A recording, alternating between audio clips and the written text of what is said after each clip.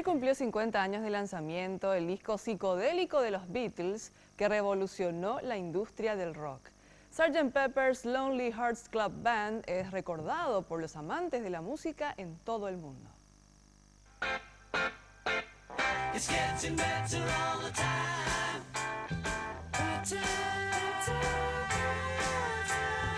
Su influencia sigue tan vigente como su estreno hace 50 años. Marcó un cambio en las técnicas de grabación y fue el primer trabajo de rock en ganar un Grammy como mejor disco del año. En 1967, los Beatles editaban su esperado octavo disco de estudio, Sgt. Pepper's Lonely Hearts Club Band.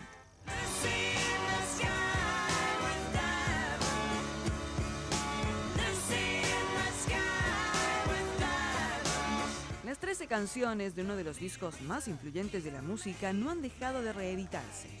Fue el primer álbum que incluyó impresas las letras de las canciones y el más vendido en la discografía de los Cuatro de Liverpool. También por primera vez un disco era considerado conceptual y además cuenta con una de las portadas más representativas de la historia, concebida como una obra plástica a cargo del británico Peter Blake. El Club de los Corazones Solitarios es un mensaje disparatado y amable desde la genialidad de la música de los 60, una obra imperecedera que es recordada por fanáticos en todo el mundo.